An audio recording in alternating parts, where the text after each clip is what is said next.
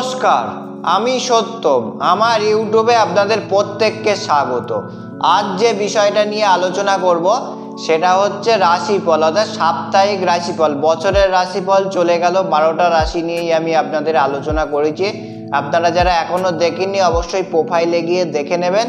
এবং আজকে সাপ্তাহিক রাশিফল অর্থাৎ 7 থেকে 13 জানুয়ারি পর্যন্ত 12টি রাশির কেমন যেতে চলেছে এটা পুরোটা আপনারা শুনবেন। তার কারণ একটা রাশির সাথে আর একটা রাশি কিন্তু যুক্ত করে দেওয়া হয়েছে। আপনারা যদি না শোনেন পুরোটা তাহলে কিন্তু রাশিফল আপনারা পুরোটা আপনি রাশি সম্পর্কে জানতে পারবেন না।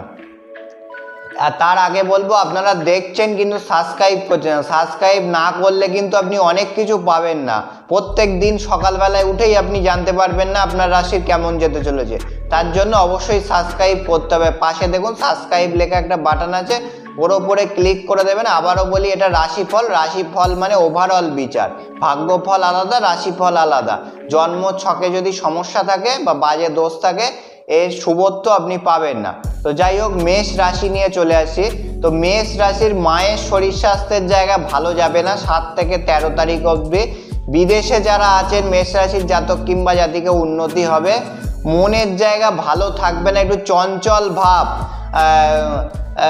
মনের মধ্যে ঘটবে, একটু মন চঞ্চল হয়ে পড়বে এবং অপ্রিয় কিছু ঘটনা আপনাদের সাথে ঘটতে পারে। 12টি রাশির মধ্যেই কিন্তু এবছর যেটা পাচ্ছি 1 নম্বর এই সপ্তাহে 12টি রাশিরই মায়ের শরীর স্বাস্থ্যের জায়গায় কিছু সমস্যা আসবে। জল থেকে ভয় থাকবে, আরও ভয় থাকবে, সেটা আমি পরবর্তীকালে বলছি। এবার চলে আসি বৃষ রাশি। বৃষ রাশি কিন্তু একটু সাবধানে আপনারা থাকবেন। আপনাদেরও কিন্তু মনের জায়গা ভালো যাবে না। তো মনের জায়গা কিন্তু কম বেশি 12টা রাশির মধ্যে অনেক রাশিরই ভালো যাবে না এই সপ্তাহে। এবং ঝামেলা, বিবাদ, অশান্তি আপনাদের মধ্যে বাড়বে। তবে আয়ের জায়গা বৃষ রাশির এই সপ্তাহে ভালো হবে এবং কর্মের জায়গাতেও যথেষ্ট উন্নতি হবে। এবং জলে ভয় আছে, জল থেকে একটুখানি আপনারা সাবধানে থাকবেন। 12টি রাশির মধ্যেই এবারে জলের জায়গাটা একটুখানি প্রত্যেকেই আপনারা সাবধানে থাকবেন। এবার চলে আসি মিথুন রাশি। মিথুন রাশির প্রথম দিক যেটা সপ্তাহের প্রথম দিকটা যথেষ্ট ভালো যাবে। আয়ের জায়গা ভালো হবে, কর্মে উন্নতি হবে, সব জায়গায় উন্নতি হবে।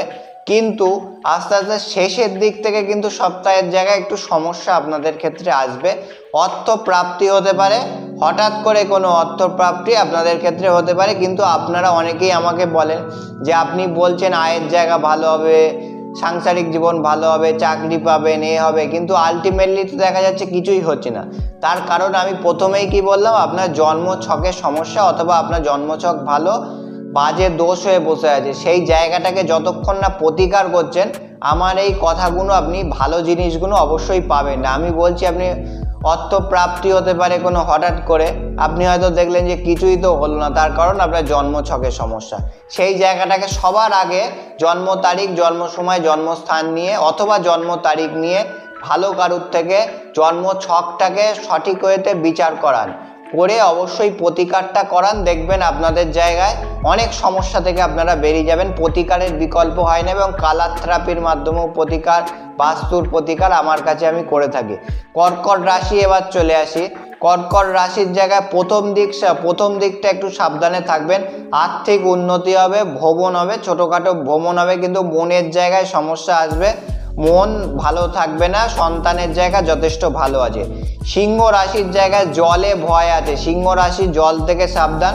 সন্তানের জন্য শুভ। সিংহ রাশির জাতক কিংবা জাতিকাদের আর্থিক উন্নতি হবে, মন চঞ্চল হয়ে থাকবে। বিবাহিত জীবনে সমস্যা হতে পারে। সিংহ রাশির জায়গাটা একটু সাবধানে থাকবেন। তারপরে কন্যা চলে আসে। হঠাৎ করে আপনাদের অর্থ প্রাপ্তি হতে পারে। আর্থিক দিক আপনার যথেষ্ট ভালো থাকবে। মন ভালো নয়, সন্তানের উন্নতি হবে। তো মনের জায়গায় কিন্তু 12টা রাশির জায়গাটাই কিন্তু আমি খুব একটা ভালো কিছু পেলাম না। এই জায়গাটা একটু সাবধানে প্রত্যেকেই থাকবেন এবং ঝামেলা, অশান্তি এইটা যাতে না হয় মাথা ঠান্ডা রাখবেন প্রত্যেকে। তো এবার চলে আসি কন্যার পরে তুলা রাশিতে। তো তুলা রাশির কর্মের জায়গায় সমস্যা হবে এবং মন ভালো নয় এবং মনের জায়গাতেও সমস্যা হবে।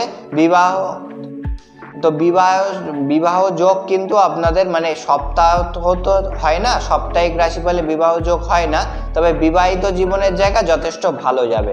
এবার চলে আসি ধনুতে। ধনু রাশিরও আয়ের জায়গা ভালো, উন্নতি হবে, ব্যয় হবে, ভ্রমণ হবে, চোট লাগতে পারে আপনাদের একটু। ধনু রাশির লোকেরা আয়ের জায়গা ভালো হলেও ধনু রাশির জাতক কিংবা জাতিকাদের ব্যয় হবে, এই জায়গাটায় সাবধান। এবার চলে আসি বৃশ্চিকে। কর্মের জায়গায় পরিবর্তন হওয়া শুরু হবে। আমি রাশিফলে বলেছিলাম বৃশ্চিক রাশির কর্মের জায়গায় পরিবর্তন হবে, তো এখন থেকে অলরেডি শুরু হয়ে গিয়েছে। কর্মে উন্নতি হবে, কর্মের জায়গায় দুর্ভোবন, জলে ভয়, আর্থিক দিক শুভ। অর্থের জায়গা আপনার ভালো থাকবে সারা বছর, কিন্তু কর্মের জায়গায় যে পরিবর্তন হওয়া শুরু সেইটা এই সপ্তাহ থেকেই শুরু হতে পারে। এবার চলে আসি মকর। ধনু আগেই আমি বলে দিয়েছি, এই জন্য আমি বলেছি যে পুরোটা আপনারা শুনবেন, না হলে কিন্তু বুঝতে পারবেন না। আমি ওই জন্য প্রথম থেকে শেষ অবধি পুরোটা বলি না।